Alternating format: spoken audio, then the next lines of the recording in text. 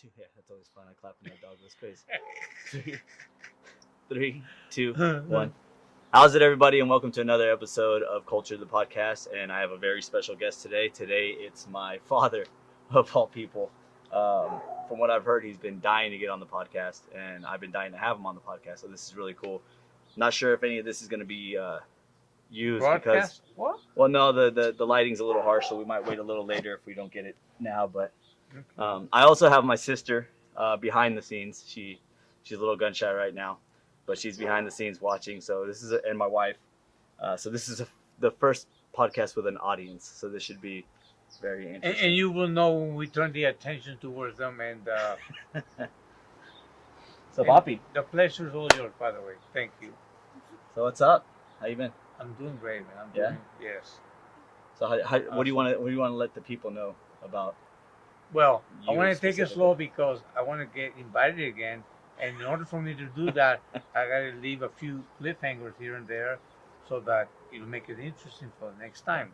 So I'm thinking, I don't know, you want to do a documentary in the history, lineage, the background. Yeah, I history, basically want to roots. do a family lineage kind of documentary, not to post anywhere or do anything, just basically for us to document. Yeah, to document. Yeah, that would be awesome. I want to have we have a lot of cool stories. For those of you who don't know, we got a lot of cool stories about my grandparents coming from communist Cuba, and actually how they got to Cuba to begin with, and then leaving Cuba because of communism, because of the Fidel Castro regime, and then starting up life here in Southern California.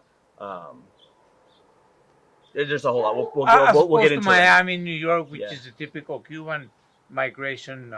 Which we're going to get into right now. The podcast was kind of like the lineage or the history of how my dad got to the United States. But I want to document all this stuff before the stories get forgotten. Before we have a history of Alzheimer's in our family, so before that strikes any of us, and But we that don't comes really from your mother's side of the. Just so people know. What comes? The Alzheimer's. Does it? No, you know it. But yes. But if you're gonna place the blame on somebody, place it on the ex-wife. That's cool. If anything. So if any of you guys know me personally, you know that I have a very sick and weird, twisted sense of humor, and this is part of the reason why I have that sick, twisted sense of humor. My dad, growing up, what's the story of me growing up? How did I come to? Oh, the fact that we found you in a trash can in Inglewood, that's not a story. That's a fact. We adopted you and we pretended that you were born. Very much appreciate being through adopted. your mom. Yes. See, the story has changed over the years because initially the story was that I got found in a trash can in Beverly Hills, but over the years, glamorized a little bit. Yeah, over the years, it's gone from Beverly Hills to to reality. West Covina, it is a reality show. To now Inglewood, I made it all the way to Inglewood, which gives me a little bit of street cred, so that's pretty cool. Well, in your defense, it was borderline Inglewood, Hawthorne, so you were actually, in a good spot, basically.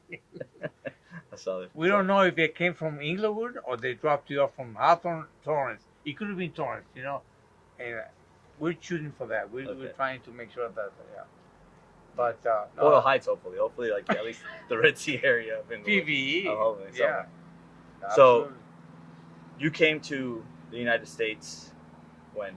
Yeah, 1970. 1970? Yeah, it was a hard and long swim. Castro took over in 60.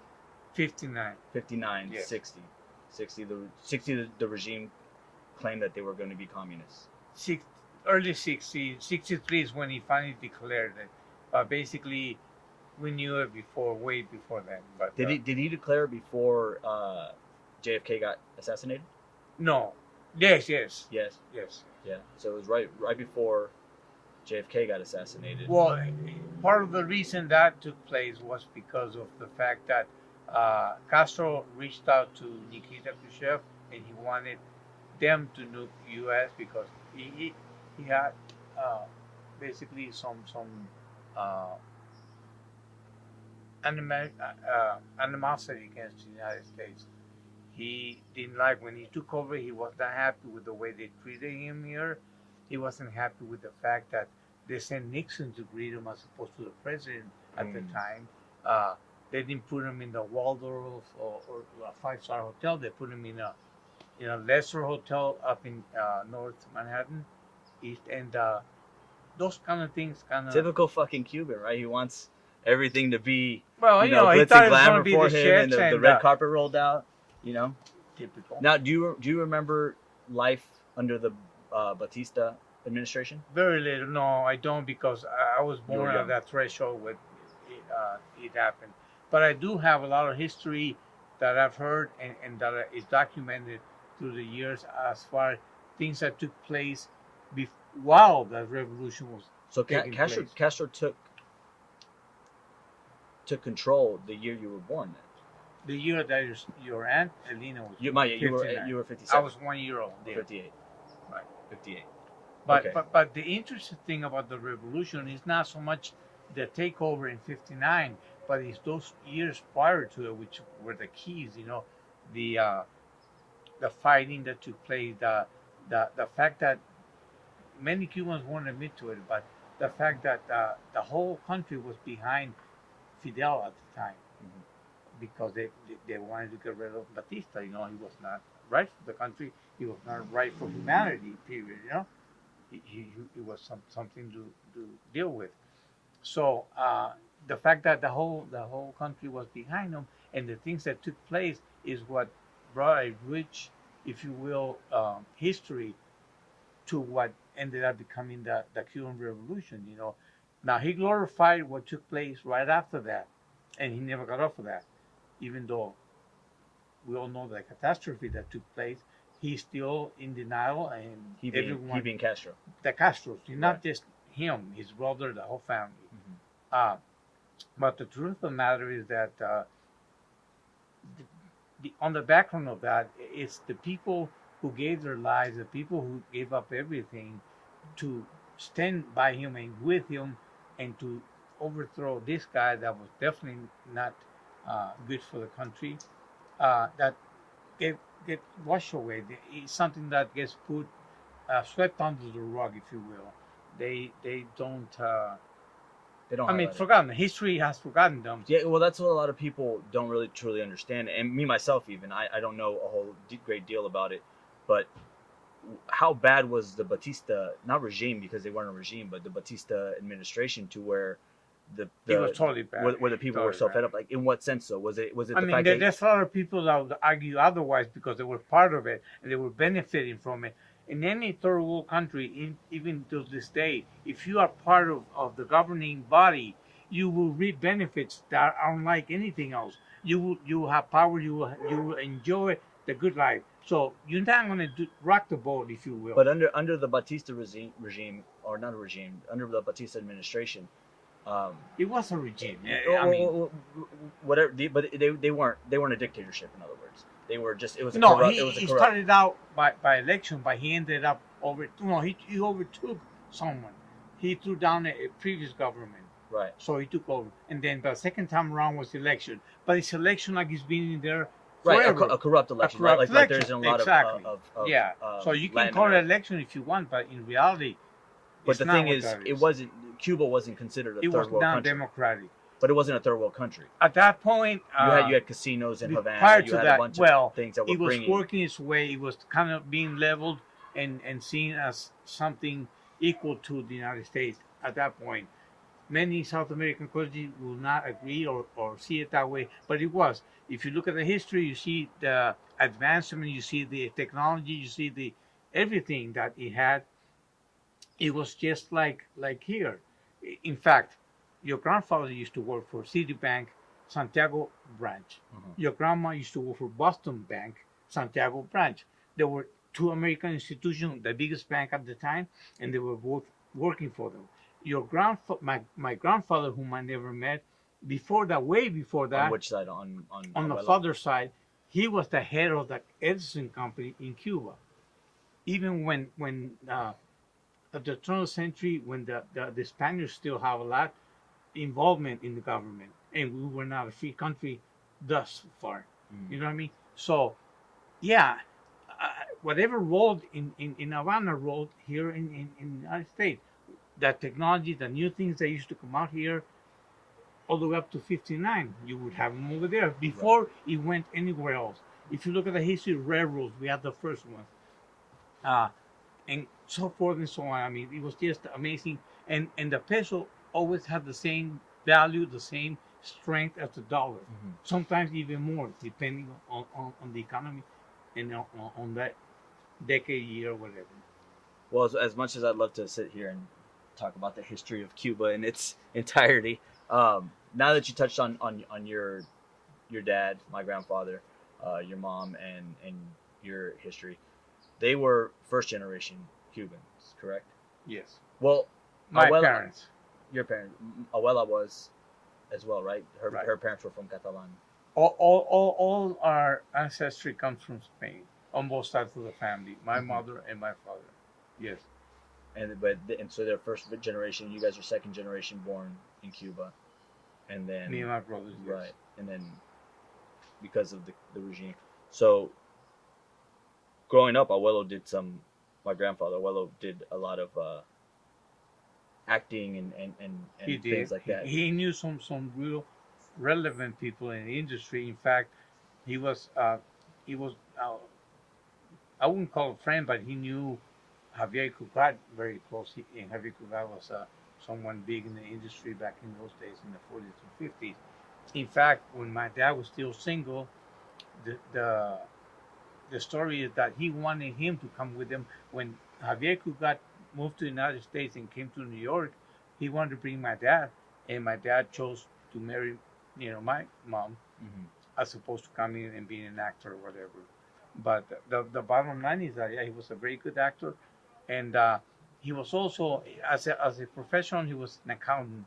But he would always he was an MC, and he was an animator. He was a radio broadcasting Hmm. individual, and Well, back then that was the equivalent of television today. absolutely in those days, Well, yes. And not there only was that, radios. There wasn't. right, and then he would not only do Oriente Santiago, but he would do Havana Radio, and he would, what I mean, he would do shows and presentations, and then he was very involved in the church as well. So any place, any event that they would have that would require some kind of acting or Right. he would be involved in that, and he would always play a part.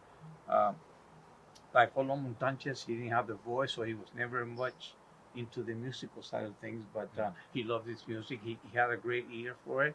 He was He loved great classical music, from what I classical remember music. as a Yeah, kid. I remember absolutely. he'd sit there and And listen he to the can radio quote to station. any master, any he concerto, any he had the ear and he knew the knowledge. Mm.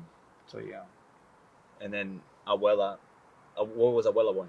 Was she born in Santiago as well? Abuela, she never admitted to it. She didn't like admitting to it, but she was born in Camagüey. Got my way. But she would always say she was born in Santiago. But the three girls, there were two boys and three girls in that side of the family, and the girls were all born in Camagüey because my granddad had a hardware store at the time in Camagüey. But my mom would always say no, she was born in Santiago. But the truth is that Now, she is was there not. is there a reason why she would sit there and say Santiago over Gamaway? Is there some type of is there a stigma that comes with other parts, or is Oriente like a part? So for those who don't know, I don't want to get Oriente, into it because I don't know who your audiences are. But in reality, yes, definitely is some stigma, and a different demographic, perhaps.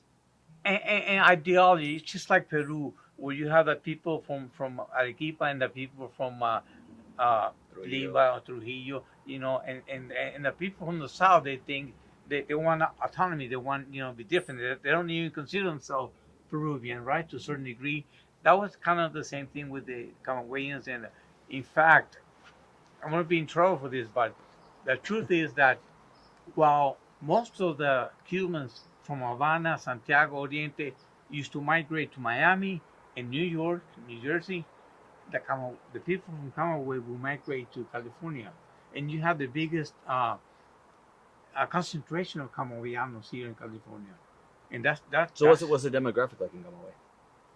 it's beautiful. Camagüey, it's No, the just flat. demographic, the people. The The people, people. all Arrogant kinds. assholes.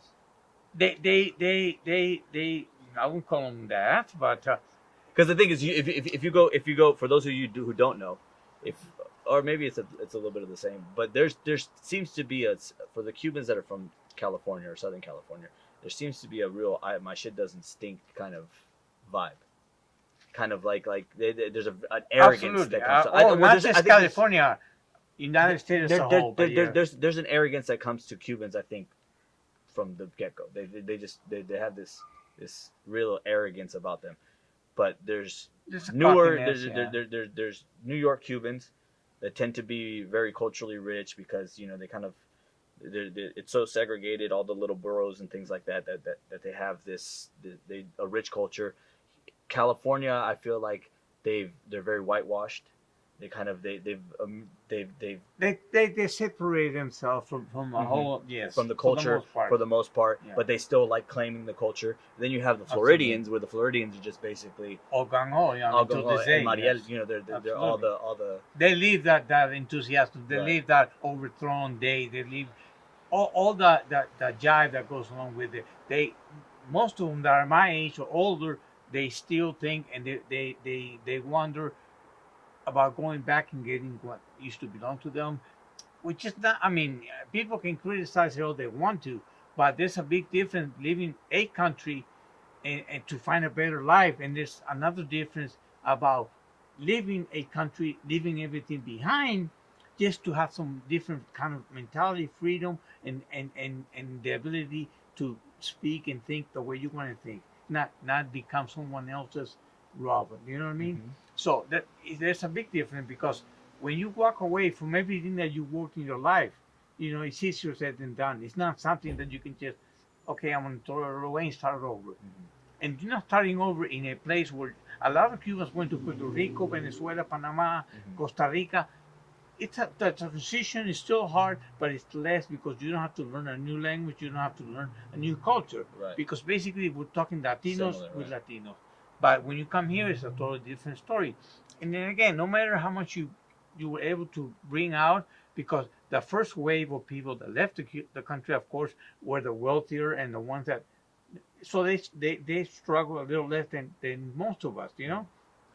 We struggle just to get enough to get out, let alone come here and find a cushy meanwhile type of and not only that, we all thought it was going to be a temporary thing, Mhm. that it won't be long before they get him out and we'll be back to, because like I said, we had no business, our family per se, and there's millions of Cubans that have the same situation, or thousands. Right. You have no business coming here. You had a good life. You had everything you need. Why? So what you're saying is there's a difference of you choosing to leave stuff behind just because you don't want to be there anymore. You want something better, and there's a Right. difference between being somewhat feeling like you're forced to leave everything.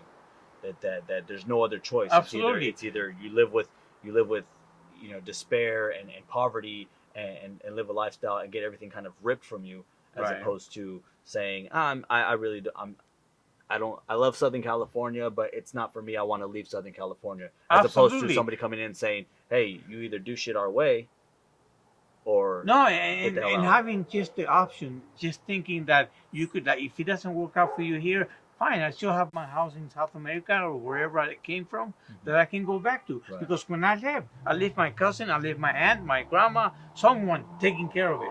It's our land, it's our house. No one's going to mess with it. I have options. I can always return to it if things don't go well for me. That's a great option. No one thinks about it, but it is. They only think about that trajectory, the struggles, But when you have the same equal trajectory and struggles, but you don't have the option of returning, because Right. at that point when you left the country, the Cubans, they didn't even have a passport. They were people with no land. They were nomads. Okay, you were not Americans. You were not Cubans because he put it on the passport that you were not. You live in this You're a country. refugee. You giving up your rights as a Cuban, so you're not even Cuban anymore. Mhm. So you cannot even live or think about moving because you can even in time you can change things. You can become a resident because we all came as political Refugees. refugees. You become a resident, then you become a citizen, you get a passport, then you can travel. Mhm. 5 years, 7 years down the line, you can go somewhere. You can have that option. of at least saying, screw this, I'm going to go to Spain, screw it, I'm going to go to Venezuela and try it there. But for most of us, the first 7 years, that was not an option. You're stuck. And exactly. Because, even all of you guys been to Peru many times, Not Once, not that, but, well, sure. some of you more than But I others. can. But I can. I have the option. But you have the option. I You have have the the, option. if you tomorrow you want to say I want to go and screw it. I have to go through some loops and changes if I wanted to go back to Cuba. I haven't gone since I came. I would like to someday, but if I wanted to go, it would be something that Do you still have residency over there if you were to go back? not residence. I wouldn't Oh. have any rights. I would have whatever they allocate me to have, meaning Because they're going to let me in without because repercussions. That's the only we've thing. had family members that have gone back, gotten sick, and they have the right to get treated over there because of the fact that they're Cuban, because of their Yeah, Cuban, but right? they still, yes. And then one case in particular that I know of, this individual almost died because the quality of care was not even humane. No, right. I'm not saying So- it's hey, you guys are lucky, you guys get to go No, back. no, but yeah. but there is, you do still have, because of the fact that you are of Cuban descent, some type of tie to the Well, yeah, that's something they can't take away. benefits, quote Yeah, unquote benefits that they have there. right. If you're Canadian, you could have multiple citizenships. There's many countries that allow that: Spain, Canada, England. So if you're Canadian, you can be American citizen as well as Canadian. When you go back to Canada, you can enjoy all the benefits with socialized medicine, getting a job. Your granddad, when he left Cuba, he went to Spain. He had to wait a whole year and still couldn't get a job. Luckily, that was a transition point for him. He was going to end up coming over, but So he had to spend It a whole would've year been- after leaving. So for those who also don't know what happened, so my dad left in 1970. 70, left 1970. So 10 years of living in communism, or for the most part 7 years of living in communism. 9 and then 1 in Spain. So Right. yeah. So my grandfather had to stay back because his oldest son had to join the Cuban military. Right. So because it was a draft system, and a draft and you system, could right? not So get he was away. drafted into Right. the military because he was of age and he was the oldest. He never served because he had medical excuse not to. Yeah, I'm sure he No, did. he did. No, seriously. But the situation is that if you guys know who I'm talking about, my uncle Eddie, I'm sure he had all kinds no, of he did. medical He had issues. asthma, and He had asthma and he had flat feet, I'm sure, and a hangnail, and yeah, I'm sure there was plenty of things he couldn't. he toothache, he had whatever a the toothache case. and he couldn't But do it. but the bottom line is that he had documents proving that he was Right. not The point I'm getting to is that my grandfather had to stay until 1980. He didn't come to the right. United States till 1980. Right. So that's another. So he leaves in 70. That's 10 years that my dad went without. Not only my dad, my uncles, my grandmother. Your grandmother. Your When grandmother. They all yeah. went without. She was a single mom for 10 years. Exactly, basically. a single mom for 10 years. Right. And those are crucial years. You figure my dad's 10 years old by the time he gets back. By the time he sees his father again, my grandfather's 20 years old almost. Oh, I was You know, 21. Yeah, 20, 21 years old. So Yeah. you leave a child, and then you come back to a man. Exactly. And, Yeah, and that's completely exactly. different. Those are pivotal years. You know, Absolutely. so Yes. I'm sure that had a great deal in shaping the man that you've become and the man you are. I got to reset the shutter. Any comment from No, Peanut Gallery? I got to reset the shutter right now because it goes in 30-second or 30-minute increments. So Okay. we'll reset and then we'll come back and talk some more. Episode of Culture the Podcast. I'm here with my father, the one that made me the man who I am in more ways than one. We filmed a little earlier. I don't know if any of that footage is good because the sun was kind of backlighting everything. So we're gonna try to pick up where we left off, but for the most part, that's what's going on. So we talked a little bit about Cuba. We talked about talked a little politics and a little history of Cuba, in and the itself. family. But what I want to kind of get into, specifically, since this is what we focus on with the podcast, is the differences in culture, you know, and you coming from Cuba. I mean, basically, you were almost raised in communist Cuba. Yes, Yeah. I You didn't don't- get you to don't know what enjoy any Cuba was. of the The pre-Castro pre-Castro life, you know, though. That was no. somewhat.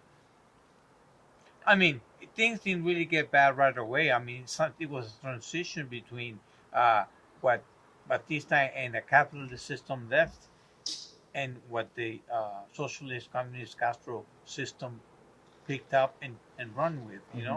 for 60 years, which is still doing. Hmm. There was a transition. So in the early 60s, things were still, shaky because no one knew. Most of the people that had money and left, they were thinking revolution, they were thinking invasion, they were thinking, which is something that Kennedy, we talked about it earlier, Kennedy played a big part, or no, he didn't play any part on it, which aggravated a lot of people. But basically, some of the biggest name in the island had planned an invasion.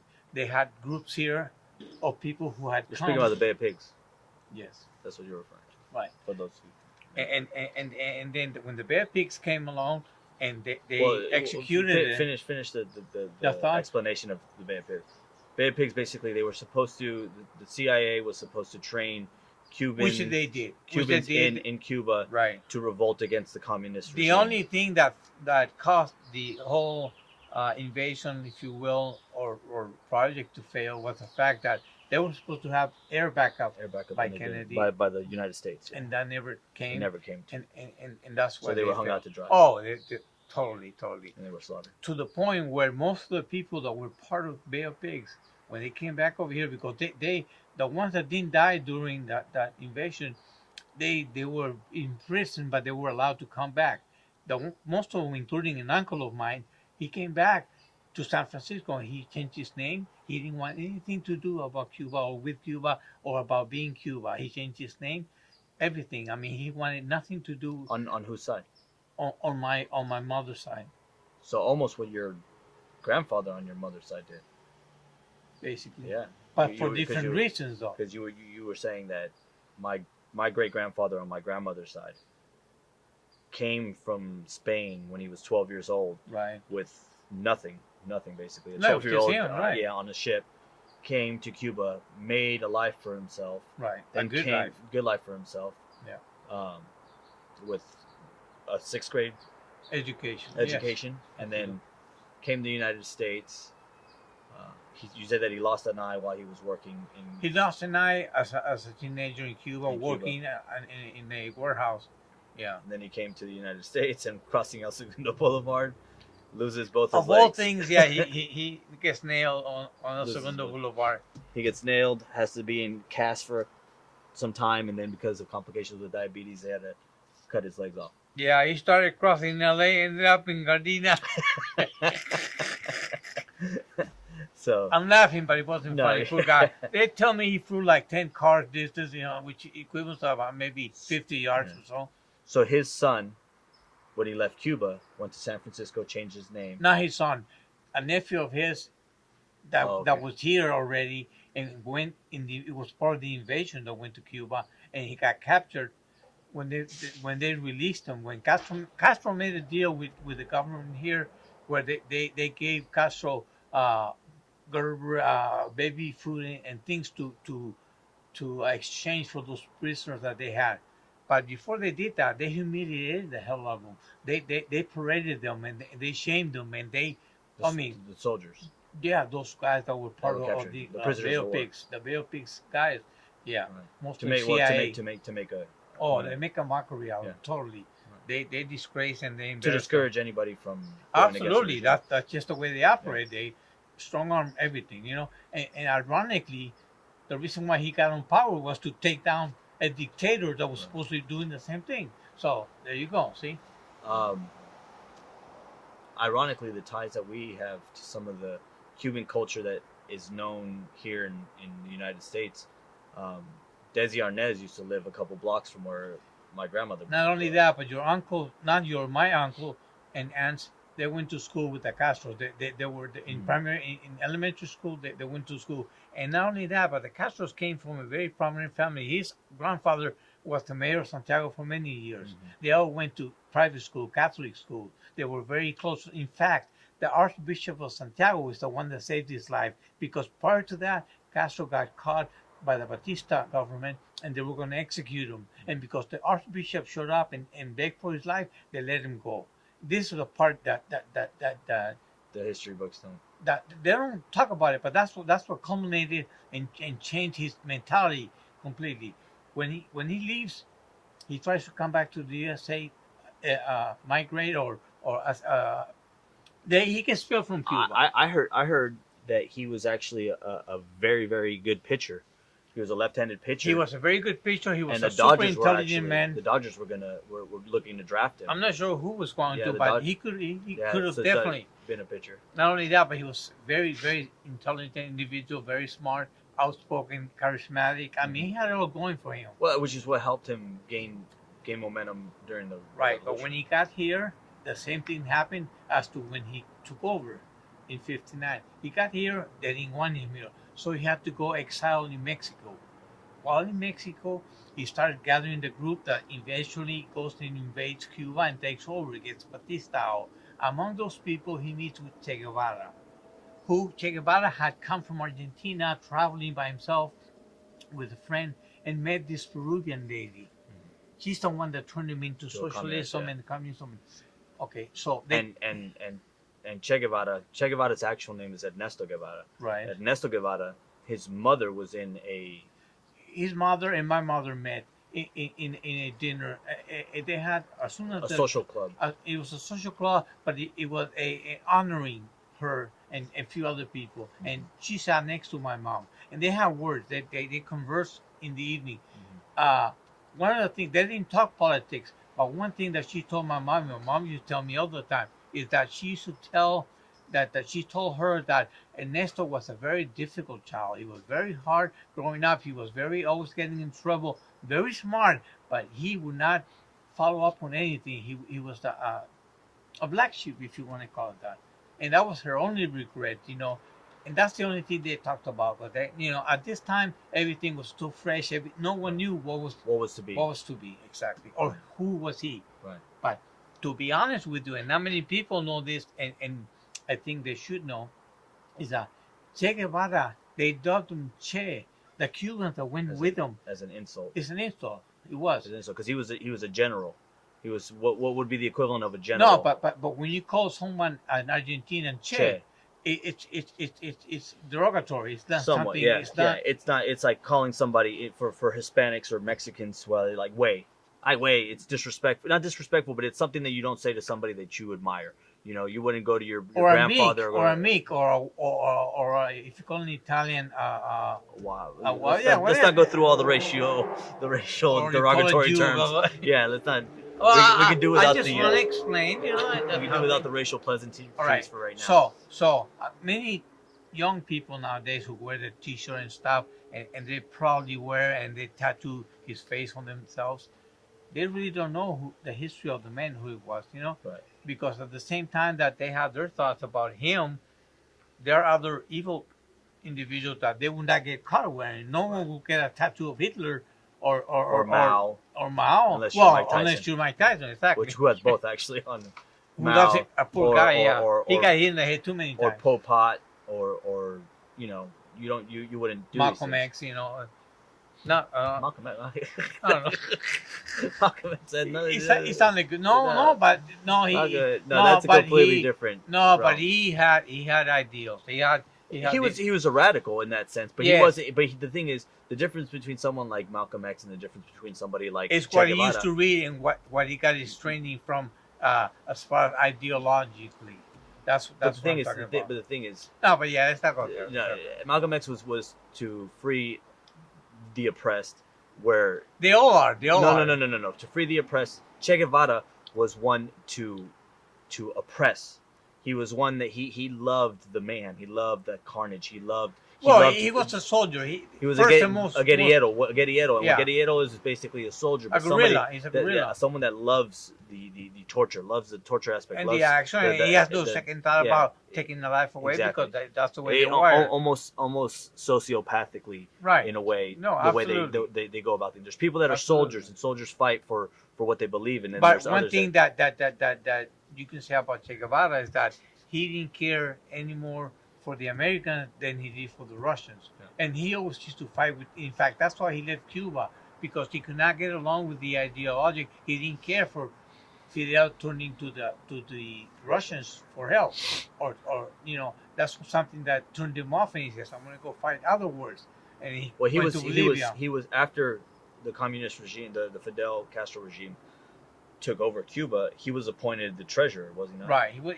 They gave him different titles. They gave him different agencies. They wanted to run, him because and he failed in every because one he of was them. so intricate in helping Castro take power. They figured, let's give him an honorable position. Well, he was in the Fidel's government. right hand, as many of them. But again, the minute you turn against what he was trying to do, or any of his ideas, then you find yourself Right. at the wrong end of the gun, or But you have to leave. the point I'm getting at is that he was appointed a high position. That he wanted the regime ones, yes. wanted him to He was be Secretary of State. He was Secretary of this. Commerce. He was Secretary of Commerce. Yes, and he ruined. yes, he was. He ruined it. He ruined the country. And Castro actually wanted his head after he left because he'd rather go fight wars.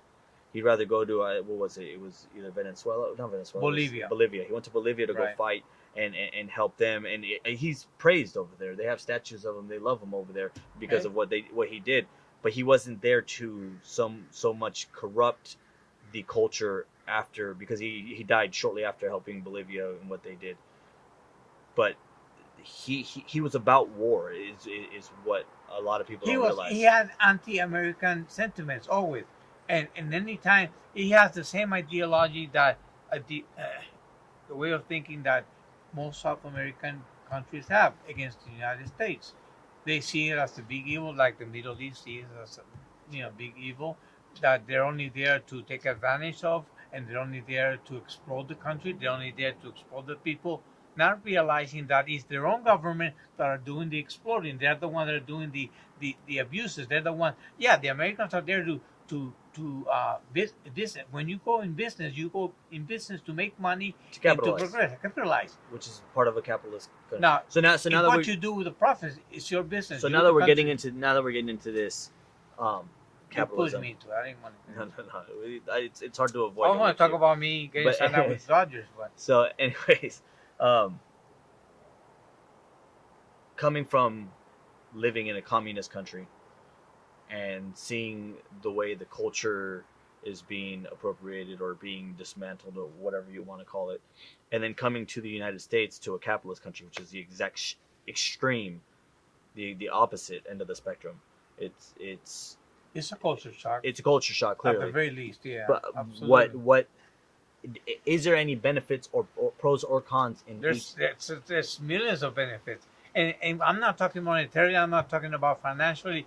I'm talking about freedom of religion, freedom of speech, freedom of thinking, your thoughts, acting, Is there being any yourself. is there any pro? I mean, granted, you were only a child till about 10 years old before you left. Was there anything that you can see about communism that you could kind of say the benefits of communism are such? In a perfect world where everyone thinks the same way, have the same ambitions and the same thoughts and feelings, theoretically and in literature is wonderful. In practice, it never comes to fruition, because we as humans are so different, and we all have different tastes, different desires, different ambitions, and the true and honest, in my opinion, for what I've seen in my years, significance or label, if you want to put it on communism, is that they will always be ahead of the state. There will always be someone that's above everyone else. So this concept or this idea that everyone is going to be equal is bullshit. Mhm. It's bullshit, because it's going to be more people that are more equal than others. I think in the sentiment of what, or in the theory of what communism is meant to be, it's everybody's equal, everyone's prosperous, but in like you said, No, in practice, equally miserable. no, that's what I'm getting to. Because is that because you cannot take things from people and distribute it, because things eventually will wear out and disappear, which will happen to Cuba. Okay, if you don't replace that with other better and bigger and newer things, you're back to stalemate and you're back to the Right. same level, So right? you become equally poor, is what happens. Absolutely. They want society. No, hello. I think the viewers get it. Communism bad, capitalism No, good. no. It all depends how you want to see it. That's the Equal. point. That's the point I'm trying to say. But that's the point I'm trying to get to. But you keep. No, I keep mean, nothing. I'm yeah, telling you. You keep jumping right in there. Because I The don't thing want to is- go around about. We But do here's that the thing. every time. Here's the thing. You know, Here's I've the thing. seen it People, for 60 years. People will watch this, and they'll say, "Here's a Cuban man that came from a communist country that came to America and was able to have the liberties of what he had, that America afforded him." Right now, in order to get a good grasp of what the difference is and what truly makes you who you are and builds the culture of who you are and how that impacted you, is to sit there and try to be very unbiased about the way you look at things. You have to look at things in the way of, I'm looking at Cuba, and even though I came from a communist country and I went through the trials and tribulations, this is all the stuff that I went through that left a negative taste in my mouth.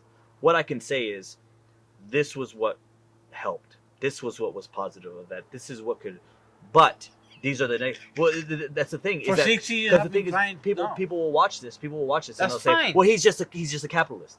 He's No, just a I'm not. capitalist." No, and I'm that's- not. Because okay, let me answer you in this way. Okay, whether you choose to stay or you choose to come, you choose to believe something or not, is the fact. What good does it do you to have a belief, have a avenue that you're going to travel on if you're not allowed to do so? You don't have the freedom to choose to that. What is as in? Are we going to be imprisoned in our minds and in our bodies for the rest of our lives only because the society decides that that's the way it's going to be? Are we individuals that choose to wear red, wear green, or wear blue, or do we want everybody wearing green? Okay, do we want a society that's here's- controlled by one here's- body? So here's an interesting topic, and this is something that I kind of toss back and forth, or that I contemplate a lot.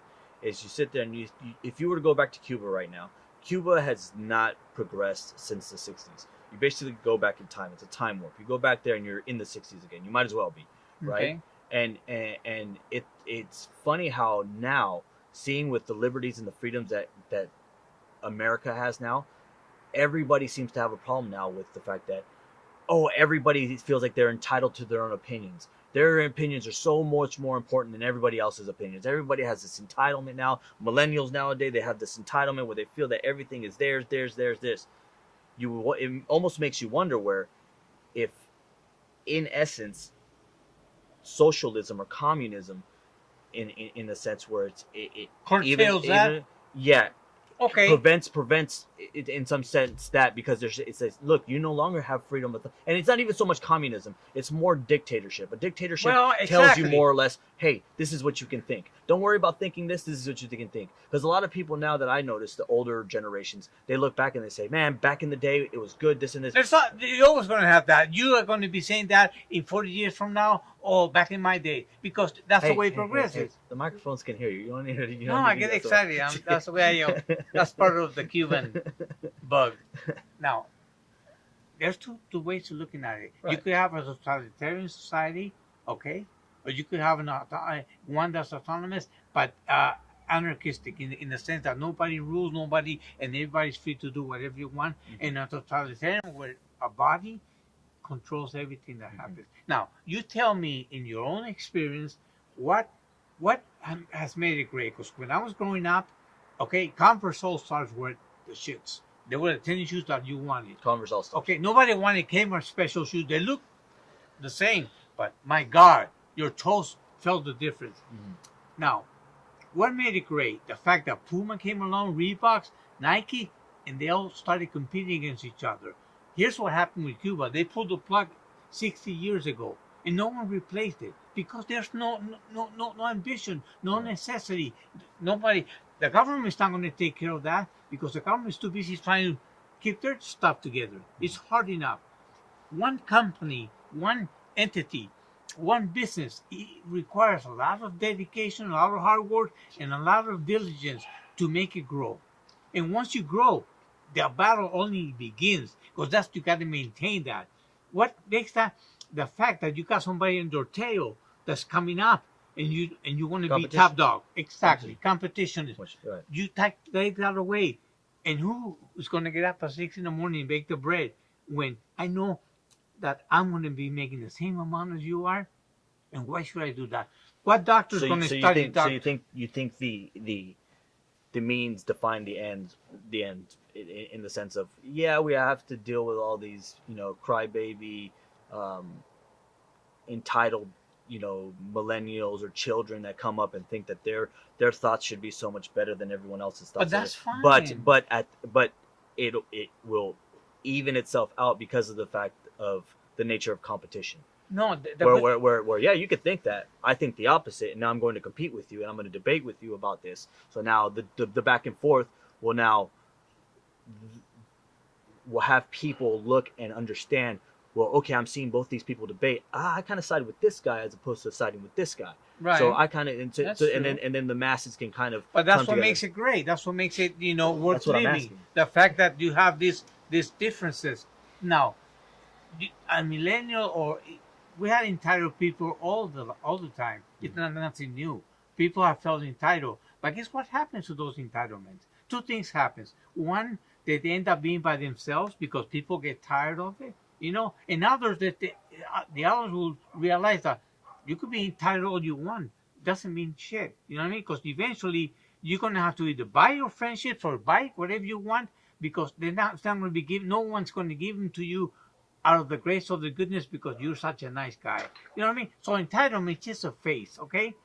You think so? And life has a way. I know plenty of 40-year-old entitled, Well, now life with will get millennials, way into that. Whoever or whatever is enabling that entitlement goes away. You're gonna see that person because at least if you grew up needing and wanting and getting yourself, if something happens, you know how to continue. You know how to struggle and do.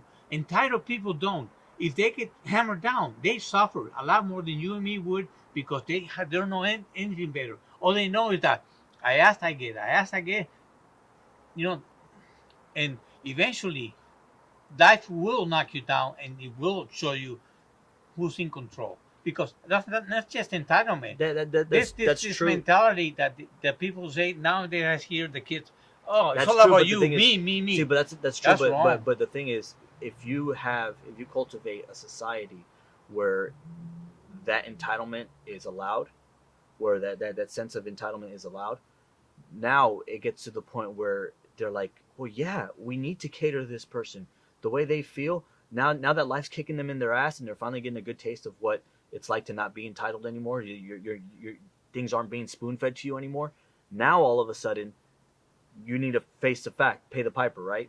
But with society, when you build a society like that where everyone's entitled, they think like, well, no, now we have to reformat the way society thinks and the way we do things to cater to these people, to that person, to this one person. But they don't because again, life is too difficult for this one person. If they were to be in control, I would say, yeah, well, that's dangerous because they are in control. But the problem with that is that just because you're entitled, that doesn't mean you're in control. That means you're being enabled to feel and act Right. that way. But the thing is, if society has the same mentality as that one entitled person, now society says, well, wow, we need to reformat the way society is, so life isn't as hard for everybody. So life is easier for everybody. So so we can just pitter patter through life, and everything is wonderful. And if I want to, if I want to be a rocket scientist, I can be a rocket scientist, even though I haven't done any of the footwork to be that.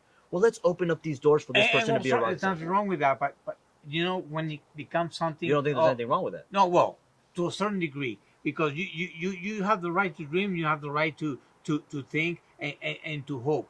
Okay, they can't take the right from you. So the problem becomes when you get to a certain level and you have to realize that it's not happening, and then you have to make the changes. You cannot continue the rest of your life thinking that I hear it every single day, people and saying it's all about me. No, don't let no one knock you down. Don't let nobody take your dreams away. You can do it. You can do it.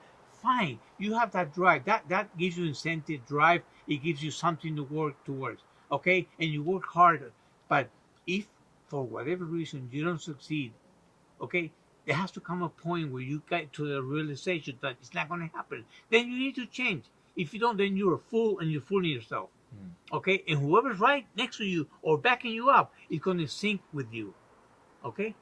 Because you're not being realistic. Now, people always talk about natural talent and people who make it in sports and stuff. True, but behind every that person who has natural talent, there's an individual that give up a lot. You know, they talk about the great Michael Jordan. I'm sure that kid he gave up playing with his friends just to go shoot hoops. You know, and I've read somewhere where he said that that was all he lived for, right? So someone that gets that great, he gets to be that immense in his field, gave up a lot of things that most of us are not willing to do. Well, they say Hanging out with friends, doing this, doing that. Say this is this. They say that a lot of it takes a certain amount of almost to Obsession? have obsession and insanity to be that person, to have that type of drive. You know, that almost when you see people like Michael Jackson or you see people like Elvis Presley and that have this talent and have this aura of them that makes them so fabulous, they end up losing their minds once it all comes to once they outlive their duration. You have your James Deans and you have your Heath Ledgers who were brilliant and lived a fast life and died on the top. But once they start seeing that decline, they start going crazy. They start instead of looking brilliant, they start looking crazy. Well, but Let me behind reset this because the shutter's gonna. So